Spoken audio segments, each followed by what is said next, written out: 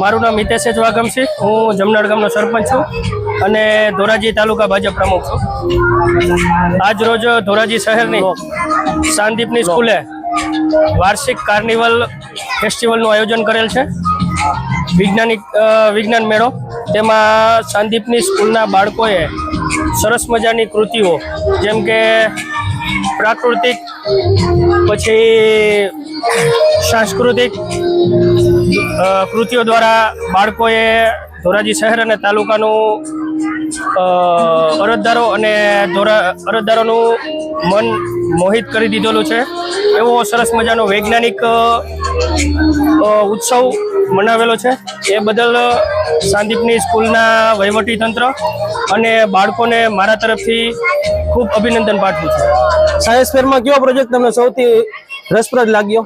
જે તો સાંસ્કૃતિક અને પૌરાણિક, કે જે જૂની વસ્તુઓ, આપણી તાંબા પિત્તળના વસ્તુઓ અને જૂની વસ્તુઓ ઉપર જે શાંતિપની સ્કૂલના વિદ્યાર્થીઓએ પ્રોજેક્ટ મૂકેલા હતા એ બહુ સરસ હતા। જે આપણી પૌરાણિક અને સાંસ્કૃતિક વસ્તુ નાના બાળકોને શીખવે છે, ભૂલવા નથી દેતા।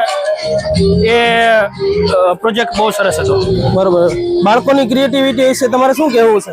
બહુ સરસ ક્રિએટિવિટી, જેમ કે અત્યારે ફૂડ ઝોન ખોલેલો છે, તો જૂની સિસ્ટમથી બાળકોએ જે જમવાની ટૂંકમાં ફાસ્ટ ફૂડ જેવી વસ્તુ બનાવેલી હતી તે મનમોહક હતી। ફૂડ ફેસ્ટિવલમાં કયું ખાવાનું સૌથી વધારે તમને ગમ્યું? સરસ મજાનું છે કે લસણિયા બટેલા બનાવેલા હતા, દેશી ટાઈપ, અને પાણીપુરી દેશી ટાઈપ બનાવેલી હતી। પછી પાણીપુરી હતી, સેન્ડવિચ હતી। વિદ્યાર્થીની મહેનત અને જે પ્રસ્તુતિ વિશે તમારે શું કહેવું?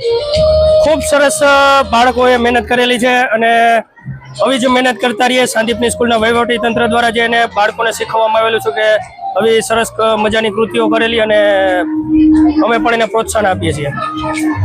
આગળ પણ આવા કાર્યક્રમો યોજવા જોઈએ, તમારું શું મંતવ્ય છે? આગળ પણ આવા કાર્યક્રમો યોજે, એનાથી છોકરાઓને, બીજી સ્કૂલના વિદ્યાર્થીઓને, પ્રાથમિક શાળાના વિદ્યાર્થીઓને પ્રોત્સાહન મળે કે આજ કંઈક આપણે પણ નવું આવું આપણી સ્કૂલમાં કરીએ।